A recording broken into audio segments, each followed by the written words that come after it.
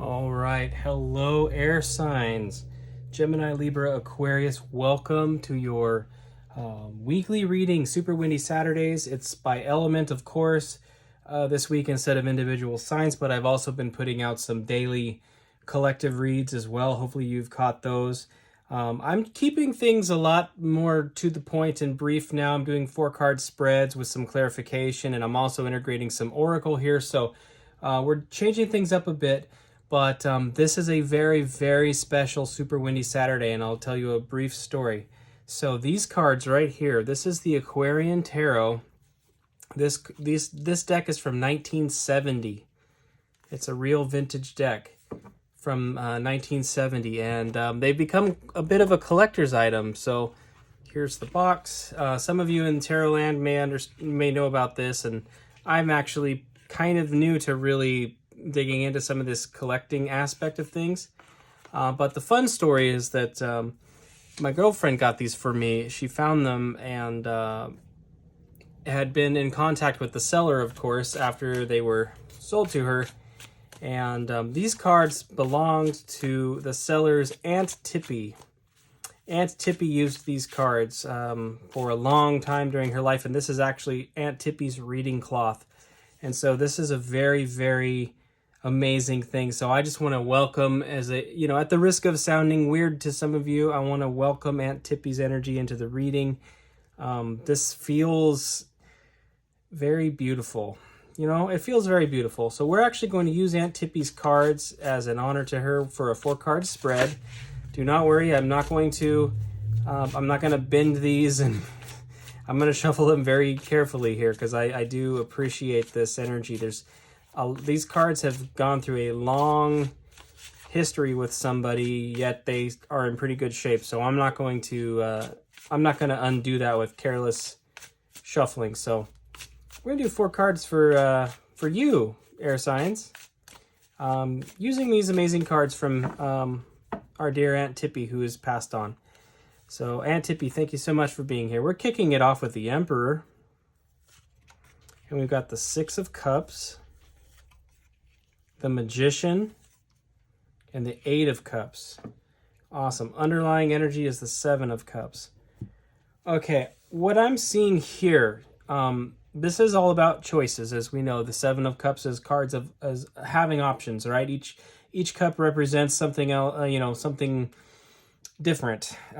Places we could go, people, situations.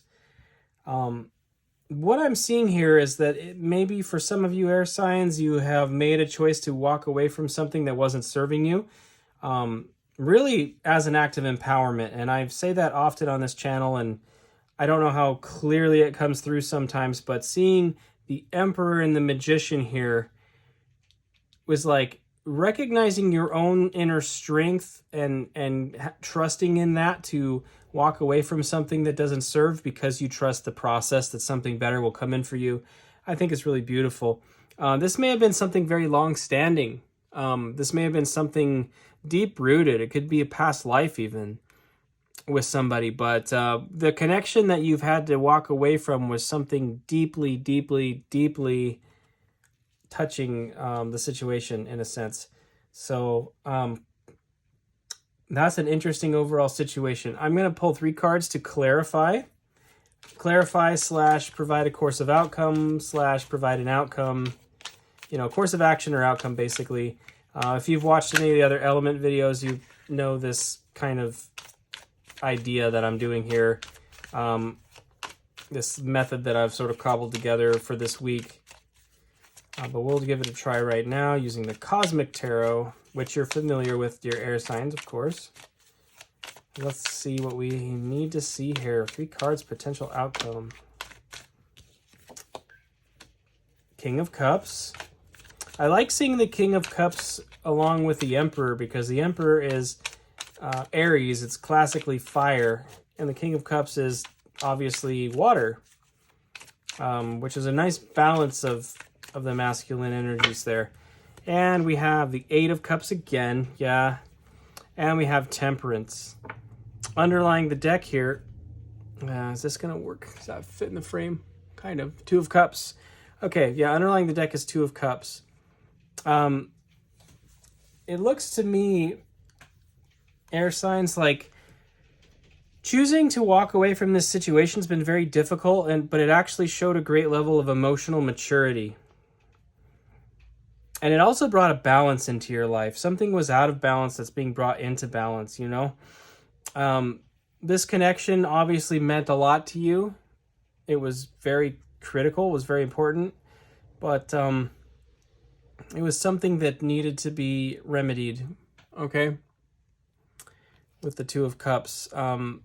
A long-term relationship. And, you know, the Two of Cups and Lovers cards have a very similar energy, but one of them, the Two of Cups, is more to do with immediate romantic connections, and it doesn't always imply a soulmate.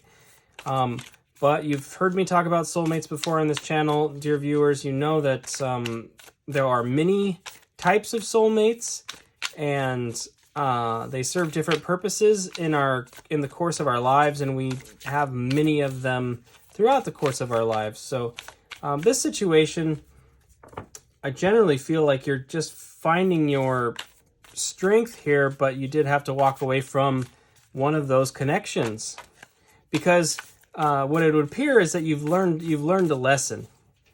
You know, you've learned how to master your emotions, bring balance into your life. You've learned your own empowerment and your own ability to alchemize the situations. And it's providing you with many options. And I would say even options for true love, if you think about it. We have Seven of Cups and the Two of Cups. It's like there's options for new romance coming in as well. But I'd like to go ahead and get a couple of Moonology cards for you here. And we'll see what else we can get from this air signs. We have New Moon in Cancer, Relax. Now, this card has come up a lot this week. I've seen this card, I think, 4 times now in the last couple of days. First quarter Moon in Cancer, push through any insecurity.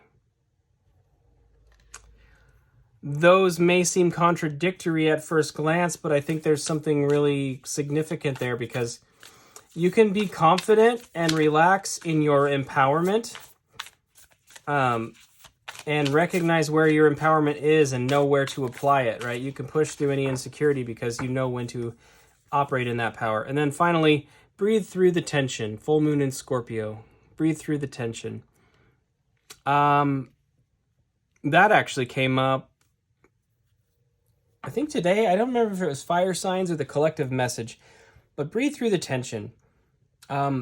That's really cool as well, because it's suggesting that basically you can, if you're ever feeling like out of sync or out of touch with that empowerment, you can go within, you can focus a little bit on your breathing and just sort of cultivate some chill. That relaxation. It's basically, you have the relaxation is there, and then these two avenues leading you to empowerment are there. Pushing through any insecurity and breathing through tension. Those are two avenues that you can use to reestablish your sovereignty here. Underlying the deck is first quarter moon in Gemini. Speak your world into being.